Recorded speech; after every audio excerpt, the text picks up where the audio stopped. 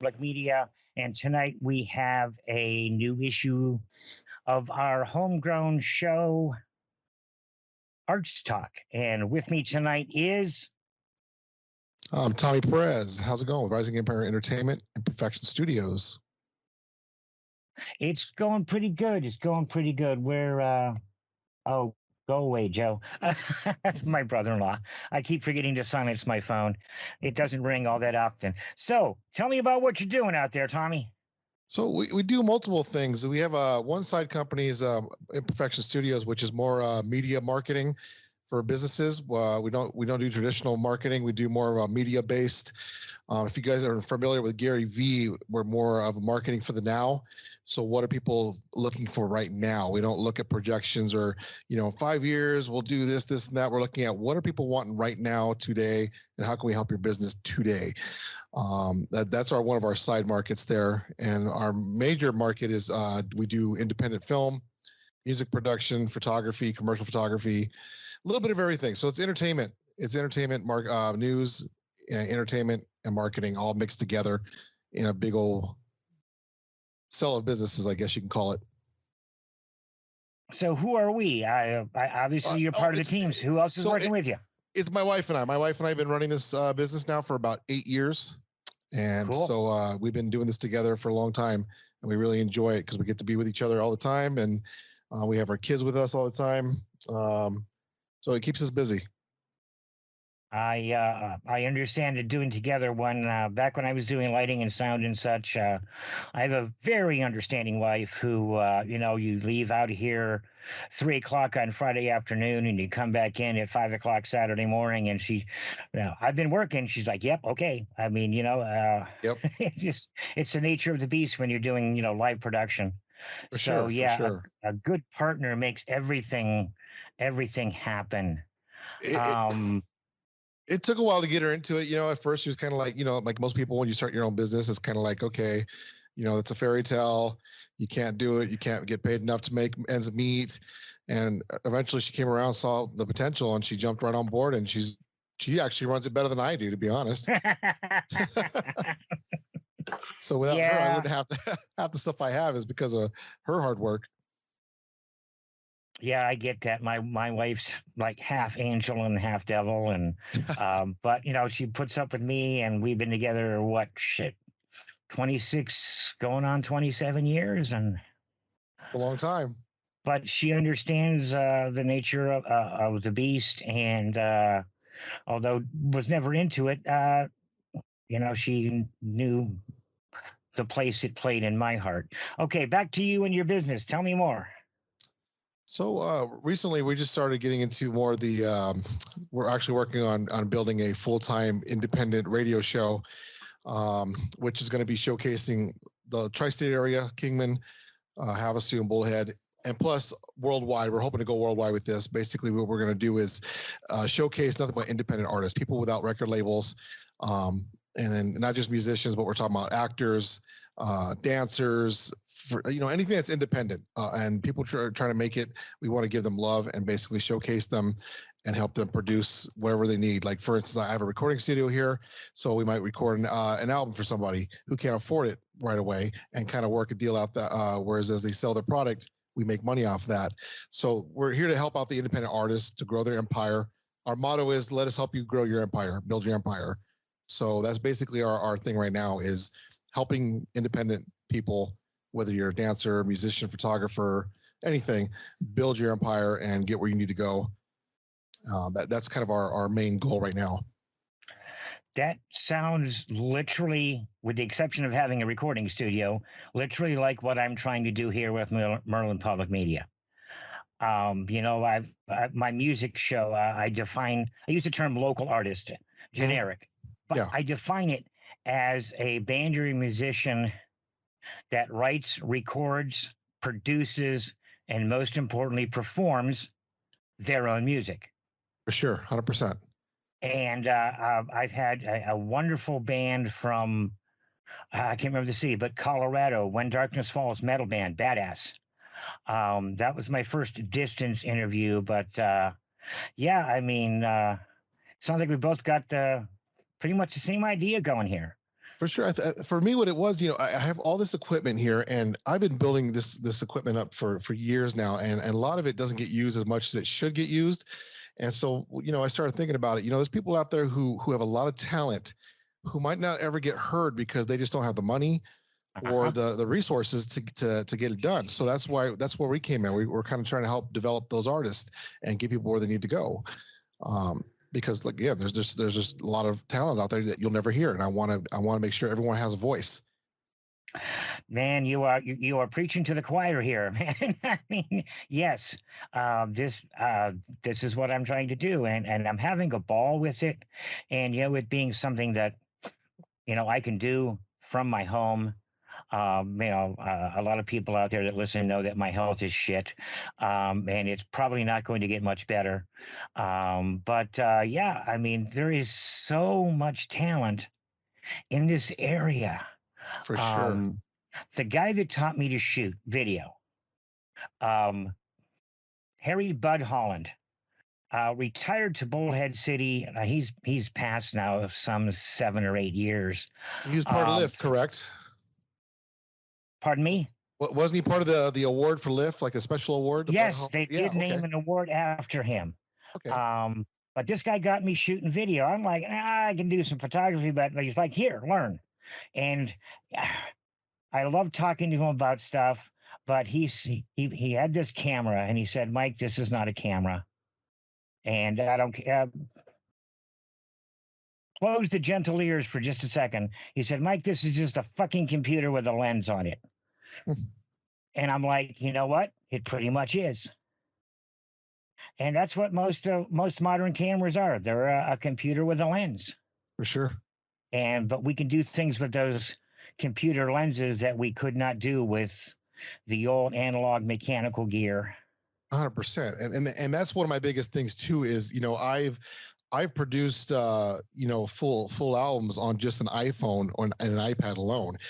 If I would have had this 20 something years ago when I was 18, 19, who knows what I could have just, did. So my thing when I teach like a lot of these young kids, I go to schools too sometimes, and we teach film class and music class. And my biggest thing is there's no excuse to why you can't do what you want to do, whether it's music, photography, film, because we can do a whole thing on your phone alone, just your phone. You know what I mean? So there's no excuses why you can't get the job done. It's only you holding yourself back. Yeah, they even have editing software you put right on your phone, man. Yes, I use a program called, I'm not sure if we're allowed to talk about programs. Go right ahead. But I use LumaFusion on the iPad, and that thing is a full functioning 4K editing suite. And you can do everything you can on a normal editor, right from your iPad. You can shoot from your phone, transfer it to your iPad. Within a bus ride home, you got a full edited movie or clip or whatever you're doing, a project right there on your phone and your iPad. So there's no excuse why you cannot do film or music production or anything with the technology we have in our pockets. Yeah, I watched all of this. I got a couple of years on you, I believe. I watched all of this come up from, my first computer had 4K of RAM, 4K. And I was like, oh my God, my first hard drive was a 40K hard drive. And I'm looking at that thing going, I will never fill this in my life. Yeah. I remember my first hard drive for one of my music production computers was like, I think it was 30 gigs. And I was so impressed, like, wow, I got 30 gigs of hard drive space. Now I'm sitting here with a server full of like terabytes of full drives, Oh, I know. I got a rack of drives sitting in front of me right now, man. I got you. I got to clean up house. About once a year, I do that. I go through and any project, my rule of thumb is any project that's 6 months old, I drop everything off the drives except the final project, if they need a copy of it again later. But all the working files and stuff, they go at 6 months after close. Because I just, how many terabytes can you have? Jeez. Now that's the problem. See, I'm like a hoarder when it comes to footage and photography and old PSD files. And I got 6 kids, so I got tons of baby photos and family. Yeah, so I'm a hoarder. I have a hard time deleting stuff. I'll try to do it, but I'm like one of those guys on those shows that you see where they take like a special sock that means something to them. They start crying. That's me when I start pushing the delete button. It's so hard to do. I try. It's hard to do. I really had to work hard to get to that point. You've not seen my house, and I'm like my wife and I, other than being insane gardeners, and gardening in the low desert is a chore in and of itself. But yeah, we don't throw much away. Jeez, It's tough. yeah, yeah. Let's talk. Let's talk gear a little bit. Because I always like to talk gear. So off of your tablet, what's your DAW of choice? On my iPad, when it comes to beat making or doing music production, I like to use 2 major programs, and that's Beatmaker 3 and Nano Studio 2. Okay.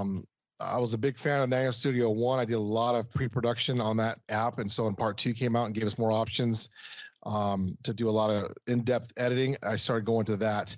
More of the hip-hop stuff I do on Beatmaker 3 because more beat making and melody making and chopping up samples. Stuff like that. So that's what we use Beatmaker 3 for. Those are my 2 main music production apps that I use right now. For like little side stuff, when I'm like say I'm on a bus or something, or I'm just cruising in the car, I'll use I just lost it in my head here. iMachine. I use iMachine 1 and 2 and IMPC 2, which is nice to make little quick things on your phone while you're just you might just be sitting down waiting for your kid to get out of school, and you just kind of make a little sample. You can record your voice into it, and just kind of make little samples right there in your pocket, which is nice. So you do work as a producer for hip hop and rap? Yes, that's one of my passion is hip hop. Couldn't quite rap, so I figured, you know what, I'll get into it one way or another, and I'll start doing just producing. So I've been producing now. Well, I started writing music, since I was 8 years old. So I'm 43 now. So youngster. Yeah. Yeah.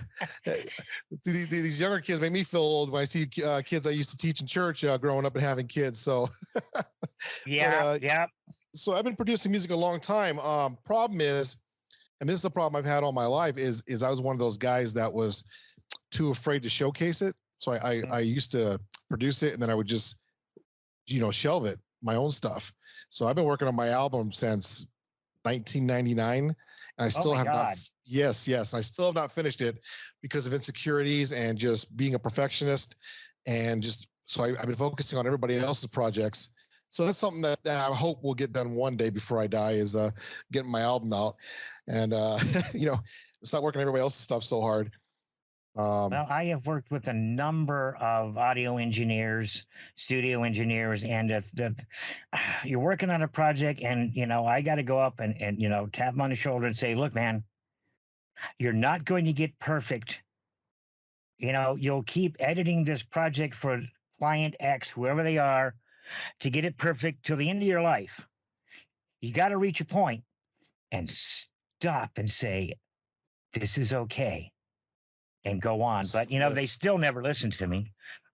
I just heard a saying the other day. The guy was talking. He said, do you know where the richest place on earth is? And people were trying to guess, different states, different countries. And he says the grave. The grave is one of the richest places, because that's where a lot of things that have never been discovered went, because they were scared to produce, write, direct a film. They didn't know where their place was on earth, and they went to the grave with all those stories, all those talents went to the grave because they didn't ever express it or record it or film it. And that's where one of the richest places is the grave. And I can see and I can feel that right now, because there were projects I had on the table that when my health took a dump, I can't do them. It's not a financial thing. It's not a skill thing. I don't have the strength to go and do these projects. And no one, I haven't gotten anyone to believe in them to the level that I did. I had one I saw a video once and I wanted to do this. And I told you before about my love for classical music. There's this thing that is popping up in larger cities called a classical rave. Have you ever heard of it? A classical rave? Yes. That sounds interesting. Okay, here's what it is. It is everything that's in a rave, but the music is heavy classical, Hmm. heavy So like like Wagner metal and style? no, classical music, literally So the just old straight great classical masters. music. Yeah, and in New York, Chicago, Cincinnati, of all places, and a few others, these are big deals, and they pop up once a month. But yeah, it's all the lighting, all the sound, the lasers, the effects, all of that. But No kidding. no, That's I'm not. interesting. And That's heavy, interesting. heavy classical music. I want to check Um, some of that out. That's interesting. it is. And and you're one of the few people to say that's interesting. Most people are like, it's classical music. So what? I'm like, no, man, it's classical music. And I always say to people who like heavy rock and heavy metal, most of those guys can play classical with their eyes closed because classical gives them those solos, leads, those chops come from classical music. Yeah, it literally all comes from there. But there's a couple of composers that, like, I've heard. I don't know if you know the guy or not. Richard Wagner, heavy opera stuff, lots of horns and brass and timpani. Somebody once called him the great great great grandfather of metal, Hmm, That's because interesting. his stuff is pounding. And but yeah, that's me. But I love the classical stuff. For sure. You got to appreciate the classics. So let's move to, and I love asking tech questions. What do you edit your video on, man? So on iOS devices, I use the program LumaFusion, which is, like I said, it's a 4K editor. You can do everything you can on a regular editing software on your computer. It's definitely something worth it. It's like $25. I mean, you can't beat it. Oh, geez. Transitions, plugins, LUTs. You can take your regular CFast cards and transfer it via a connection, lightning connection kit, and full editing right there on your phone or iPad. As far as the desktop goes, for my big movies, I use DaVinci Resolve. It's my go-to Okay. software. One of the best softwares you'll ever find. I know Yes, I'm going it to is. get I hate use from it. all the all the Adobe Premiere guys. Sorry, it doesn't touch it. Resolves coloring. It's just a whole new world. Well, wasn't it I've been originally using that built software. as a color correcting program? Yes, and it used to be very expensive. And then as the Blackmagic cameras started coming out more, the people at Blackmagic realized the potential customer base they were going to get from it. So they started making a free version and a studio version. Now you get the studio version when you buy the cameras, because some of their cameras. I got a Ursa Mini 2 that came with the studio, and it should, because the camera's like $6,000. So I mean, Yeah. you get the software and you get updates for life, which is great. No subscription. I've never had any problems with the software at all as far as crashes go. It's a great software, and you can't beat it, especially the free version. You can get a lot done with it. So those are those are my go-to. My journey started with back when it was Sony Vegas, Oh yes. which now So is owned by Magix. Yeah. I actually go back further. Before it was even Sony, it was called Sonic Foundry Vegas One.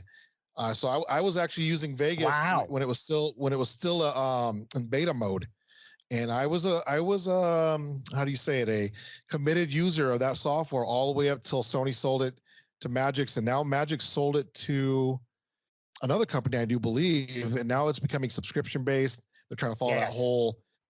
So now it's kind of been destroyed for me, and I'm kind of sad about it because I stayed dedicated to that software as a side editor, but I really don't need to use it no more because, again, Resolve does everything I need. So I kept it on my computer just as a sentimental thing. Like I told you, I can't get rid of things. So I've been using it for ages. Yeah, I went from that. Then I did go to the Adobe Creative Cloud.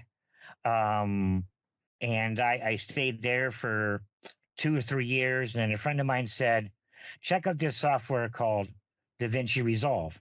And at that point, I kept both on the editing computer, because when you're learning one, you got to have something you can go to get your work done. For sure.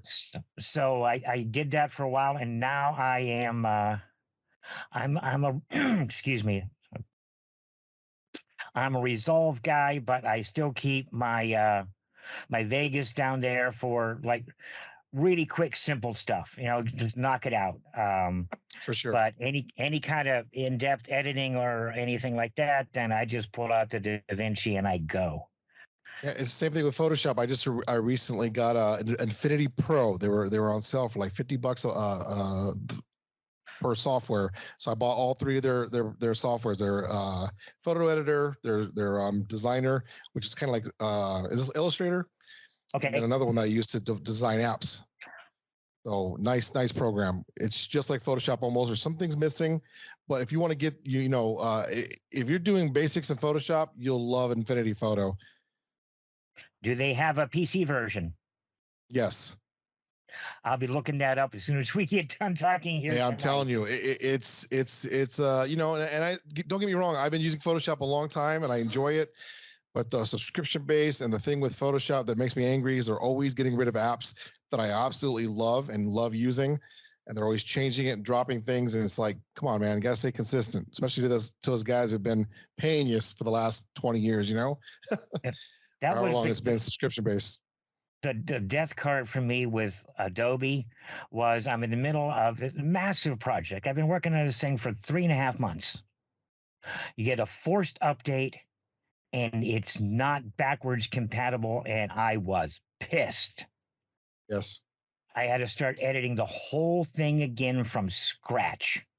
And I can't charge the client for that. Exactly.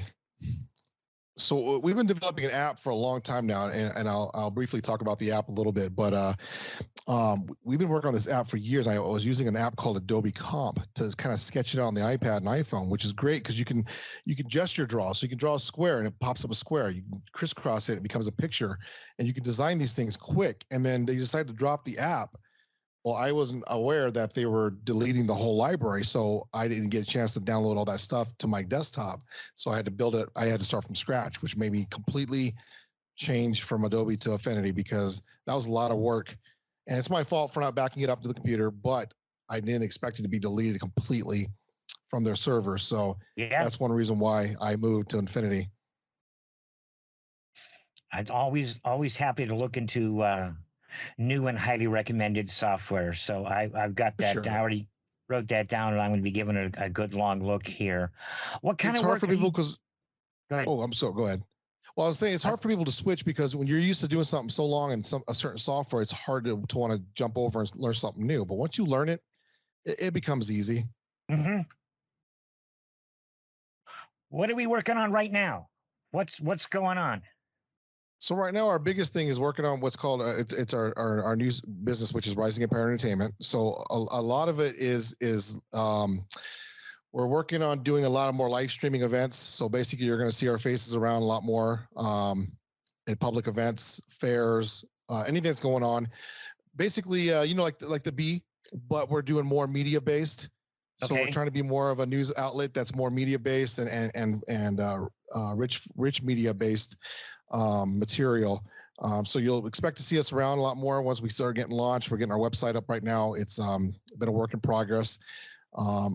And so it's more of a new, think of it like I don't want to say TMZ because they're kind of controversial, but we're kind of like those guys that you're going to see everywhere. We're going to be interviewing, everyone you can think of as far as the entertainment world, government wise, but we're going to make it more fun and more exciting to watch instead of the boring old news. We'll have weekly newscasts from my studio.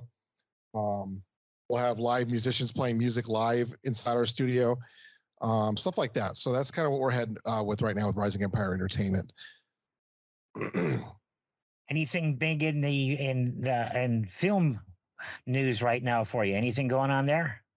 So during COVID, it kind of really killed what we were heading. We were actually got a lot of traction going after our trip to India. We did a film Yeah, called Mr. Deshi, I and that remember was kind that. of yeah, we were really it was really heading well for us. And then COVID hit, and all of a sudden it just started killing things. Our biggest project we had, it wasn't really film; it was more the live streaming stuff.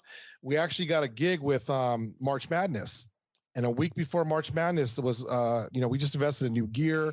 We're getting ready. We're training with the companies to live stream on live TV, where we're getting everything ready to go. And then all of a sudden they're like, we're not going to have any events because COVID. And Yeah. so that kind of put us in the gutter for a while because all this money we invested was going nowhere. And during COVID, I probably should have worked on some more live streaming stuff then, but we were kind of just trying to figure out what to do. And so we kind of put that on the back burner for a while. And film is slowly coming back, but it's been tough. It's been tough to get people to want to work because people are still scared of COVID. You got people that want shot recommendations, mask mandates. I don't. It's getting crazy. It's still hard to work with people. Everyone's scared still. Well, That's been our. I'm still a trifle scared, but I've got my own personal reason with being sick. For sure. We kind of need to relax and go somewhere instead of just treading water. I sat in my studio in the very beginning of COVID, and I had about $4,000 of work set up for the next 6 weeks. Okay. And over 40 minutes, literally bang, bang, bang, bang, bang. I'm done. I'm sitting there. I've got nothing. Nothing is scheduled. No one is scheduling. And Yes. it was like, scrape together every last penny I can just to keep that studio open. Sure. And, of course, I did end up giving it up because of the rest of this stuff. But that was just tough. I mean, how do you, strap a smile on your face and do stuff? And, and I'm not going to complain because I made my kids. So I have 6 kids, 5 of them which were in school at the time. I had to homeschool them, so we had to turn the studio into like a studio / homeschooling with a bunch of new computers for them to all get online and do their work. That was the toughest part because we're managing them. I got a couple kids who are being kind of lazy about their work, so that was a hard thing to balance, doing the schooling and trying to make business happen at the same time. So that was the toughest part of it. But again, we got through it. We're here still. We survived. We're slowly coming back. I think we're working. We have a few scripts for some short films. Nothing huge that we're planning on trying to shoot possibly by the end of the year, but possibly next year. It's just a matter of getting the funds back up that were wasted during the time we were locked up. So most people know that independent films cost money. Even small, but small ones, it costs money. My biggest thing is paying good actors who are solid, not hiring your friends who say they want to act and they get it. There's a lot of friends out there who might be able to act. But my thing is just pay for the good actors. Pay for someone who's been doing it for a while, who takes it seriously, memorizes lines. It'll save you so much time. Oh, yeah. And one thing I'll tell you this right now, and this goes to my story when we went to India. I get a lot of flack from this because a lot of people, think I'm being biased, but I have never seen such hardworking people than when I went to India. These people were ready. I mean, if I sat down, there was a chair under my butt. If I put my hand out, there was a soda in my hand. These guys treated us like gold. They treated us with respect. They were always ready to work. Like as soon as I wanted to do something, boom, lighting was set up, microphone was set up. When I'm shooting here in America, where's my sound guy? Oh, he's back there smoking in an alley somewhere. Oh, so-and-so went and drove down to go get Subway. You're always looking for, and not, it's not for everybody. Not everybody does this, but a lot of times I find people are just not reliable, man. And you're just looking for all your crew, and understandably, because I'm not getting paid a lot. In India, here's a joke here. It was not really a joke, but we hired this actress, and in India, our money goes a long way there. Yeah. So we had this girl negotiating, and she's like, I want $20 a day, and she was just like stern about it. She was just completely like, take it or leave it, and we're like, you got yourself a deal. We gave her more than that because she was really good. But Yeah. she was very, $20 a day. I'm ready to go. If you don't like it, then I'm walking. And she negotiated herself, and she such a cute little girl. But she was learning everything. When we were on set, she was listening and watching and checking out my settings on the camera and seeing how we did the boom miking, and she wanted to learn all that. So she was ready, really absorbing everything, which was really fun to watch. These when you go to a country like India and you realize, wow, I'm actually rich. I'm actually really wealthy compared to some of these people here that we're working with, and it makes you really appreciate your life when you come back, realizing even though you might be poor in your mind, in that country you're rich, you're wealthy to them, to a lot of these people we worked with, because we worked in a lot of inner city places that are pretty poor. And again, it really makes you appreciate your life and what we have here. I can't complain no more. Everybody needs a dose of that once in a while, just to Yes. put themselves in perspective. And excuse me, geez, my lungs are not being friendly today. But yeah, I mean, richest country in the nation, and the poorest people in the richest country are so far ahead of so much of the rest of the world, and we don't see it, and we don't care, and we're Yeah. just, I mean, I gosh, saw remember. kids. Oh, sorry, I didn't mean to cut you off. No, all right, go ahead. I mean, I was watching kids walking to school with no shoes on and just dedicated to getting to school and learning. This little girl that was in one of the houses we were filming at, I remember asking her, "Hey, do you want to come down and watch this film and see what we're doing?" She goes, "No, I'm studying." She goes, "I want to go to America one day, and I want to work and I want to do this." And she had all these books. Whereas like my kid's room has got games, PlayStation, all this stuff. Her room was full of books like American culture, language, math, science, money managing. I mean, she had all these books lined up, and she was probably I want to say maybe a sixth grader. And this girl was just ready Wow. to study and ready to work. And she's like, I got to work, I got to study. And I'm like, good for you. That's awesome. So whenever I see someone complain like in a racial way, like, oh, the Indian people come over here and they steal our stuff, you know what? They're working their butts off in their country because they know they come here. There's a lot of riches to be had. So they work hard and they don't take anything for granted. They don't complain. They don't, you know what I mean? They just go, give me a problem, I'll solve it. Let's go. Let's do it. You want to be a musician? Go do it. Filmmaker? Do it. And so I really appreciate that culture up there, man. And what I learned, again, it made me really change my outlook on what I was doing and how I was sitting here in the studio with all this gear sitting on my butt because I didn't have the latest camera or the latest lighting gear or the latest, you know what I mean? You always want more. I know exactly. Yeah. And so you start thinking, wow, I have enough already. What more do I need? Yeah, it's great to have those extra things, but I don't need them to make something happen. And so that's why I really love this app, Filmic Pro, for the iPhone. I mean, I film a lot of I also coach basketball. I have a traveling basketball team I work with called Mojave Heat. And I do a lot of my videos during games on my phone. And people think, hey, what camera did you shoot that on? And when I tell them it's a film, it's an iPhone, they're like, dude, no way. You had a cinema camera or you had something. They don't believe me. You know what I mean? So it's amazing. Again, no excuses, man, why we can't accomplish what we want to accomplish in the media arts. Yeah. I was talking about my first computer and going from there and, just different directions and feeling out. My very first love, bar nothing, was the stage, the theater. Okay, yeah. And it's just, there's just something about it still. I wish I could do more, but we got a play coming up, and like you've got my interest. Like, what do you need me to do? Well, and back then, well, what can't you do? Well, I can do some sound, I can do all the lighting, I can do set design and construction, and but don't you ask me to get my ass on that stage because I will punch you in the face. Yeah, I'm that guy.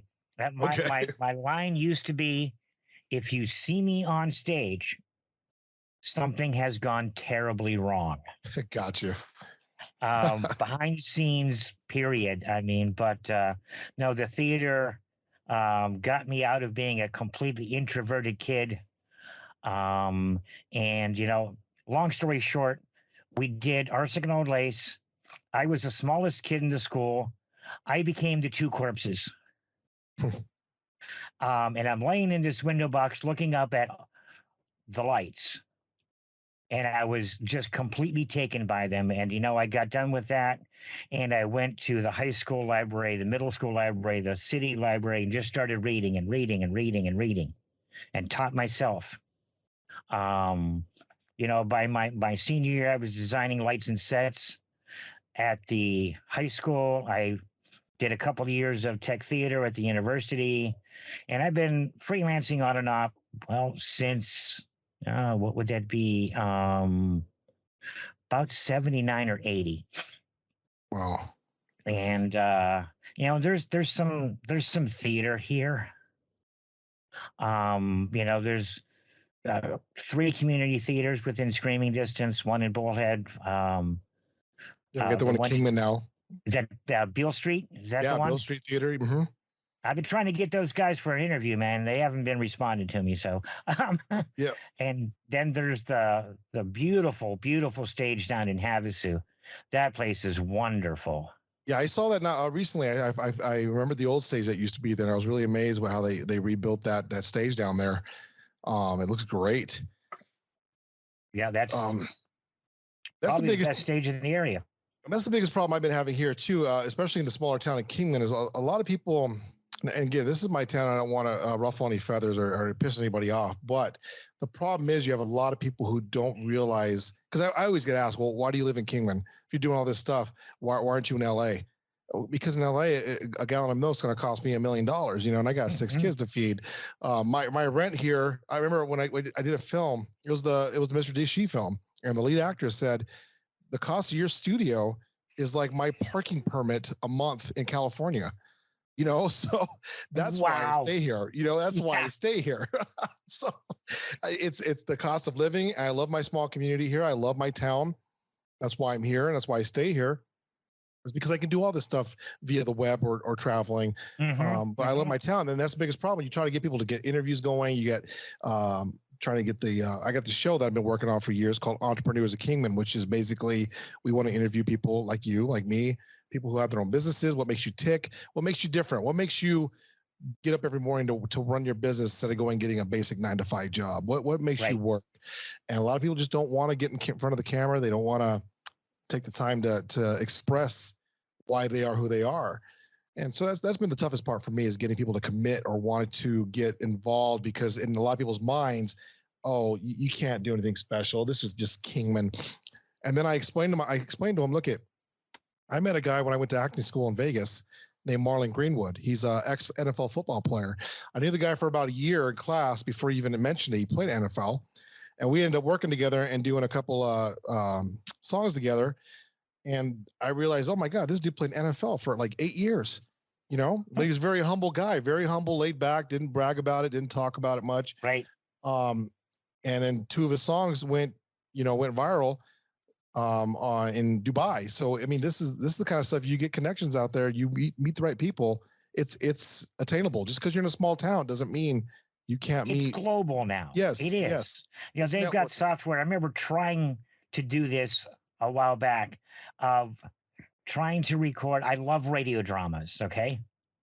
Trying to record radio dramas from multiple points across the country. Okay. Back in the day when I was trying it, the lag was so hellish, you couldn't do it live. Yes. Now you can, and it's a piece of cake. Sure. There's again, just doing the radio show, the technology is so simple now. You can do it right from your phone. I mean, I have a portable setup. I have a little iPhone setup. So if I want to do like a podcast show on the go, I have a little mini mixer for 4 microphones. I have a small little monitor mixer for 4 independent headphones, and it fits right in my pocket. I mean, I can take this anywhere and just do a sit down interview anywhere, which is nice. The technology has given us the ability to network across the world without having to be there. Yeah. And that's the greatness about it. So that's why I try to tell people here in Kingman is like, look, you guys, I know you're in a small town, especially some of these bands and musicians, and they just don't see the bigger picture. They don't realize that, I'm not sure if you're familiar with like Tom McDonald, the rapper. No, I'm This not. dude, this dude is smashing Billboard records and outdoing and outselling major label artists without a record label right from his dang home. He's producing, filming, doing all the videos himself, producing the music himself, and he's outselling major artists. And the record labels don't like it. They're trying to block him from getting the top spots. But he's getting Billboard charts, and it's a lot of these bands here want to do cover music, which is fine. I'm all for doing cover music, but you have the ability to make it big off of these social networks. Yes. And make your own material and get big if you have the talent. Again, nothing's holding you back but you. That's the hard part for people to get, that you're your only roadblock. If you want to do it, start with cheap or free software. Yes. And, a mic you pick up at a thrift shop, but start. And then as you get on, invest. I have my very first microphone sitting behind me. I think I paid like $15 for it. I wouldn't hook it up to anything right now to save my life.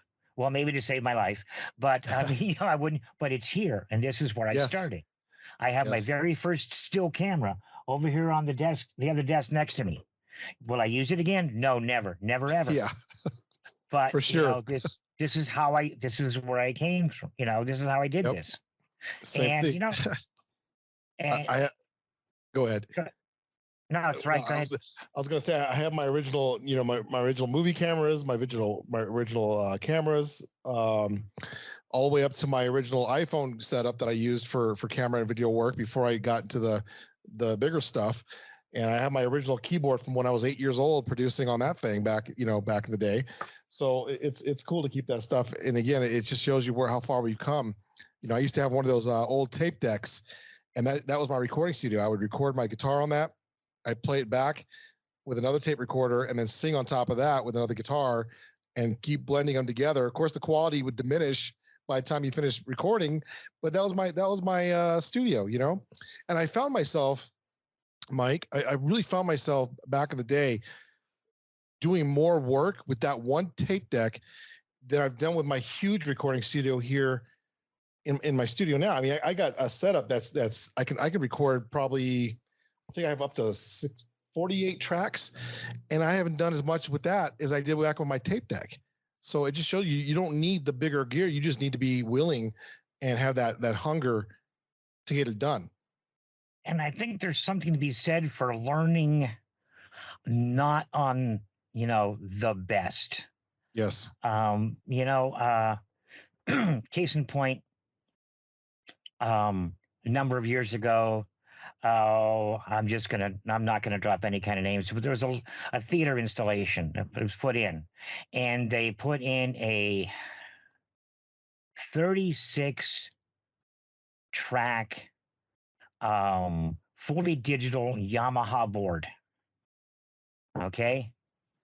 Menus, sub menus, that for kids. Yeah. And I looked at this and I said, this is not how we learn. First, you're spending too damn much money. Second, if you're going to teach kids sound, teach them analog so they understand structure. Yes. They understand method. They understand patching and all of the mechanical things that are now done by a lot of the electronics. But if you don't understand how it's done, how to make it work, then when you get this great big new wonderful toy, you're not going to have enough knowledge to learn to use that thing. For sure. And that's the problem with a lot of artists. A lot of artists are recording their own music now because the software's cheaper. There's free ones, but they throw a big compressor at the end and they're like, okay, it's mixed. And it's like, no, your levels shouldn't be clipping it red like that. You got to learn how to balance your levels and your inputs, and it's a process. People don't want to learn that, so they want to bypass that part and already learn. Just like as a musician, I'm a drummer by trade. I play guitar. I play any instrument, but drums are my favorite. I'm best at drums. And I remember being a kid going, paradiddles, really? I'm not playing no paradiddle. Digga, digga, digga, digga. It was boring. It was horrible. But now as an older musician, I'm like, here's where it applies. Oh, it goes all over the whole set. If you learn your paradiddles, it goes, all over the entire set. You got to do it. You just got to learn it. It might seem boring at first, but it's structure. You need it in order to understand where it works later on. Mm-hmm. The first lighting control that I worked on was, it's called an auto transformer. Okay. And basically, it's purely electrical resistance dimming. This massive coils on this huge handle. And that's how you dim the lights. It's got the little push buttons on it, the little red push buttons. Little red lever, like on, off. Yeah. I mean, I was in high school, and that was like two hands over my head to move these damn things. Yeah. But I did it because, I'm doing lighting, man. And, and now, I mean, yeah, when DMX and LED lights happened, it just was the revolution. I mean, nothing will ever change the industry to the level that this did. One light, and I can get 3.7 million colors anytime I want. Yes. What is this, man? Yeah. As opposed to a 575-watt lamp for every color you wanted on an area, and none of the angles are going to be the same. Yes, and that goes for film too. Lighting is one of the most important things to make a cinematic look. People think that's the camera. It's not the camera. You got to have the bright lighting. And I can remember having to carry these big old cans that if you put your hand in front of it, it would burn you to the bone. And now we got these you would fry yourself. You had to have gloves and special equipment to move these things around. And now we have lighting gear. Just plug into a USB device and it lights up a whole room, which is amazing. It's amazing. 2K and 4K, that being the 1,000 watts, 2,000, 4,000 watt Klieg's, man, and those things were monsters. Yep. And heavy and hot. Yeah. Oh, yeah. Oh, yeah. When I started doing the LED lighting local for some of the bands, they're like, look at those lights, man. We're going to be cooking. I'm like, you know what? Bring a thermometer with you when you come back to play. Put it on the stage before and after I turn the lights on, and there will be zero difference. You can't do that, man. You can't. Yes, I can. And I can cut your electric bill literally by 94, 95%. Yeah, for sure. No heat, no power. You can run these things off. Granted, it's got to be a good one, but you can run these things off a Jenny in the middle of nowhere. Yep. That's the cool thing about it. I put LED lights into my studio here for overhead lighting, and then my main lights on my desktop here are just little USB lights I can plug in anywhere. I mean, and they're bright. They're great. They're great. So, again, our technology is getting cheaper. It's getting more affordable, and it's nice to see. My biggest complaint, and I guess, is me being a whiny baby because I came from, and you come from, the analog days and having all the big expensive gear. Is now that it's becoming so easy that's getting oversaturated. If you go on Amazon Prime and everybody with a camera is putting films up, which, again, granted, I want people to get out there and get it done, but take the time to learn the basics first. Take the time to get there. Everyone wants to publish a movie, they want to start making money, but take the time. You'll appreciate it more, and you'll put out a better product if you just take the time to learn it and don't rush it.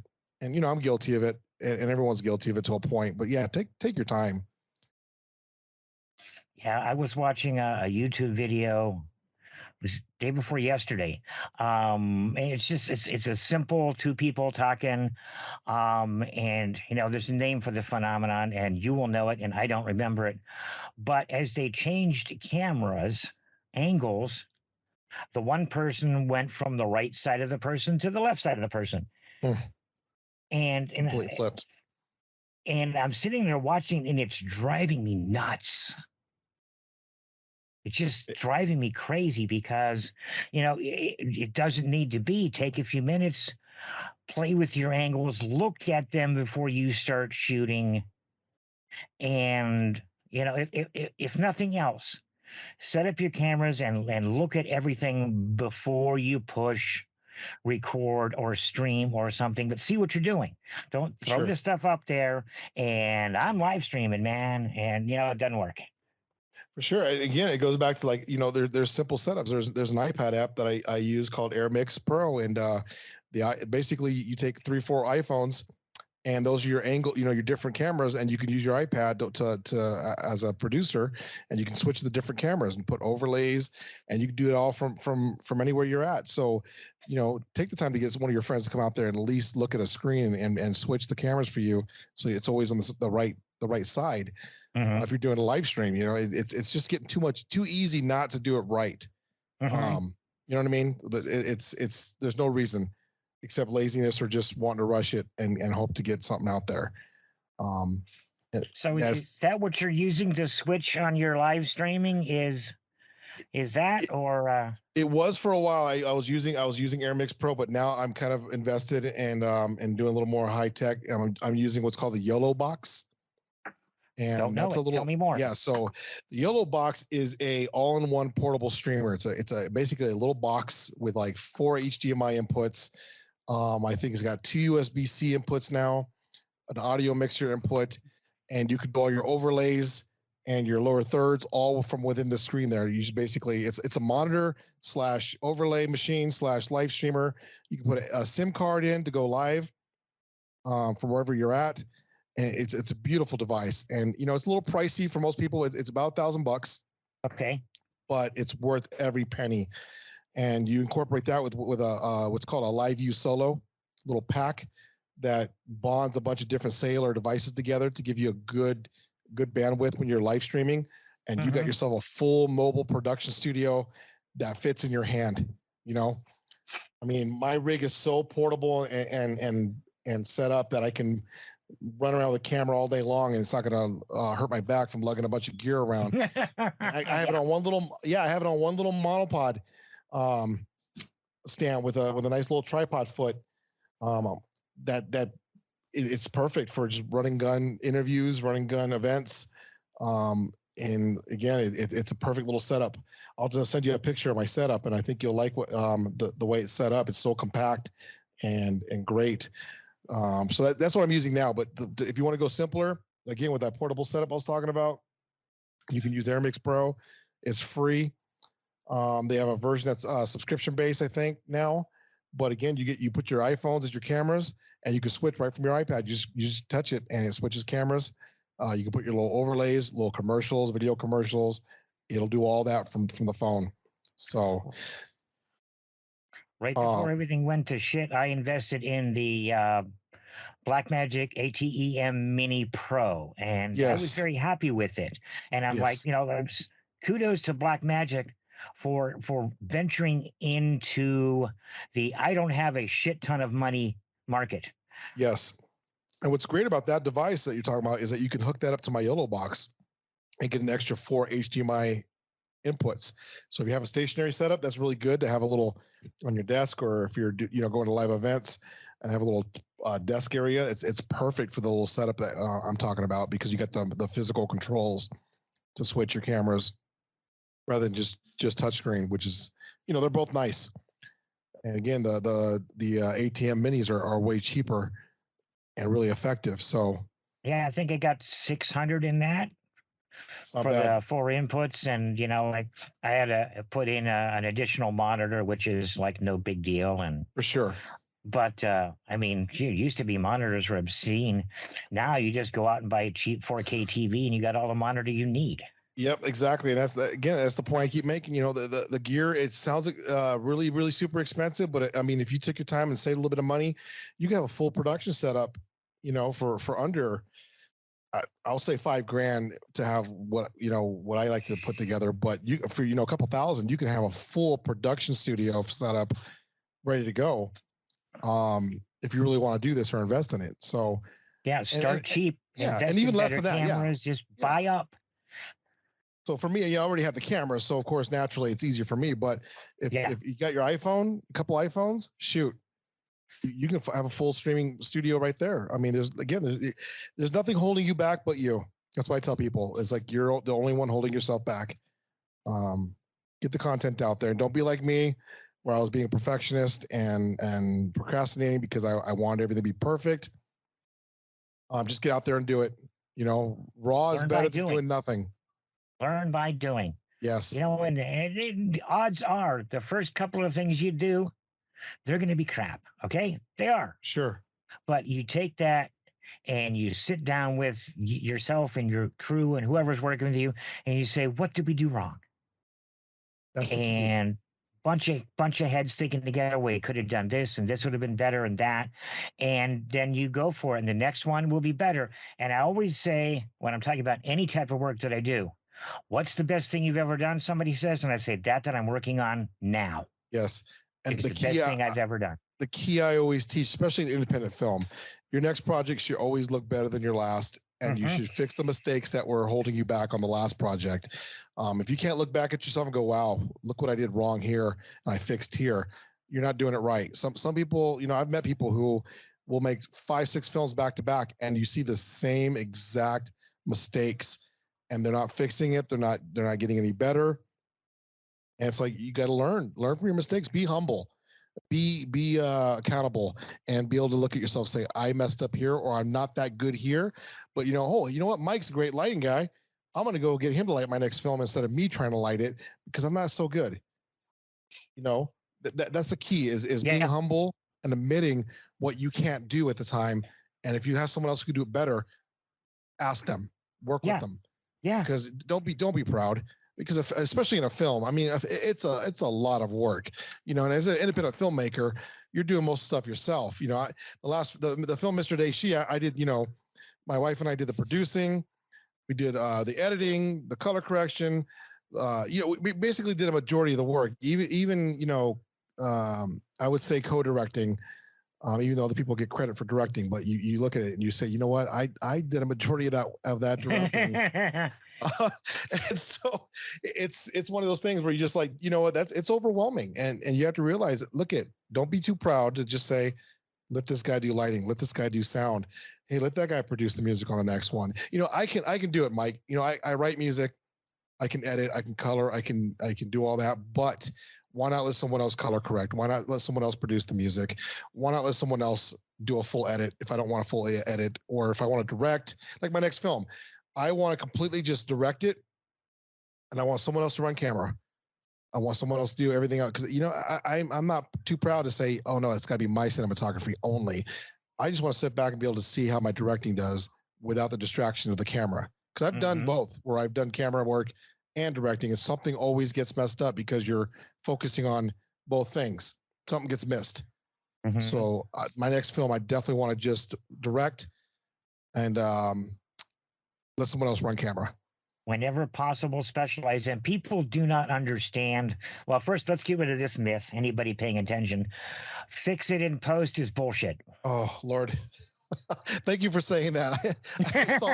I went to the NEB show a few years ago, and there was a shirt that said, "I'll fix it in post," or "Can you fix it in post?" And I've worked with a guy like that, and I love him to death, but he's always like, "Can we fix it in post?